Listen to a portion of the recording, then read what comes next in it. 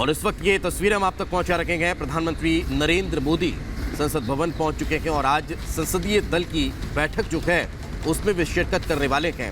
3 राज्यों में मिली इस प्रचंड जीत के बाद प्रधानमंत्री नरेंद्र मोदी का स्वागत और सम्मान संसदीय दल के तमाम सदस्य जो हैं वो करने वाले हैं और उसमें शिरकत करने के लिए प्रधानमंत्री नरेंद्र मोदी इस वक्त पहुंच चुके हैं और केंद्रीय गृह मंत्री अमित शाह भी नजर आ रहे हैं, अर्जुन राम मेघवाल दिखाई दे रहे हैं, पीयूष गोयल भी इस दौरान नजर आए हैं। तो काफी महत्वपूर्ण ये दिन जब बीजेपी संसदीय दल की बैठक का अब से कुछ देर बाद आयोजन होना है, जिसमें शिरकत करने के लिए प्रधानमंत्री नरेंद्र मोदी पहुंचे हुए हैं। तस्वीरें आपको दिखा रहे हैं और आज इस संसदीय दल की बैठक में प्रधानमंत्री नरेंद्र मोदी का स्वागत भी होगा। उसके बाद बैठक में चर्चा की शुरुआत होगी। 3 राज्यों में मोदी मैजिक जो देखा गया है, जो प्रचंड जीत हासिल की गई है, ये वाकई एक इतिहास रच देने वाली बात है और पीएम का सम्मान होना है।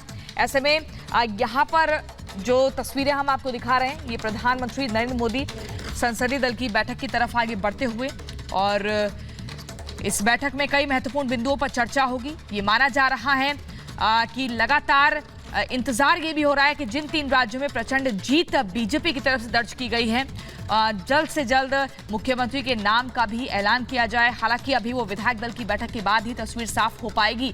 ये तस्वीर लेकिन आप देख रहे हैं मध्य प्रदेश में किस कदर बीजेपी ने 163 सीटों पर जीत दर्ज की।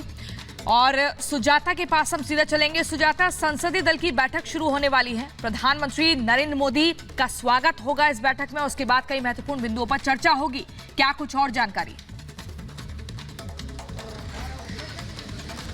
बिल्कुल, देखिए जिस तरह से 3 राज्यों में बीजेपी ने जीत हासिल की है, उसका मोमेंटम बनाए रखना चाहती है बीजेपी और जाहिर तौर पर ये अपने आप में बड़ी उपलब्धि है कि लगातार 2 दशकों के बाद आप मध्य प्रदेश में वापसी कर लेते हैं और छत्तीसगढ़ और राजस्थान को कांग्रेस के हाथों से छीन लेते हैं, वो भी लोकसभा चुनाव से महज 5 महीने पहले। तो जो मोमेंटम अभी बना हुआ है इसे बरकरार रखना है और इसीलिए फिलहाल बैठक भी हो रही है। और जाहिर तौर पर अगर इस जीत का श्रेय किसी को जाता है तो वो सिर्फ और सिर्फ प्रधानमंत्री मोदी ही हैं, क्योंकि ब्रांड मोदी ही हैं जिनके चेहरे पर एक बार फिर मुहर लगी है विधानसभा चुनावों में भी, क्योंकि कोई चेहरा और नहीं दिया गया था प्रदेशों में। लेकिन अब कौन होगा वो और उसका चयन भी करना है। तो पहले तो प्रधानमंत्री मोदी का धन्यवाद होगा, उनका अभिनंदन होगा, लेकिन साथ ही एक और जो महत्वपूर्ण बात होगी, क्योंकि 4 दिन हो चुके हैं, 3 तारीख को नतीजे आए और अब जो चेहरों का चुनाव होना है, मुख्यमंत्री पद पर कौन बैठेगा इन 3 राज्यों में, उसका चुनाव करना है। लेकिन उसमें जो अहम बातें होंगी, एक भविष्य की योजना को ध्यान में रखते हुए ही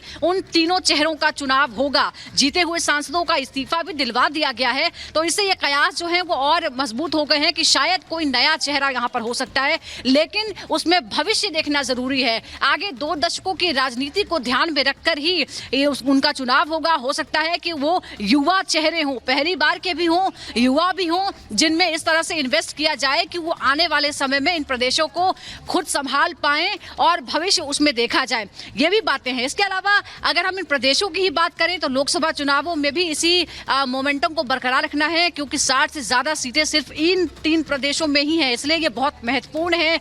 हिंदी पट्टी है ये और इसीलिए बीजेपी की पकड़ वैसे भी यहाँ पर इन इलाकों में है, इन प्रदेशों में, लेकिन वो कहीं से लूज ना हो।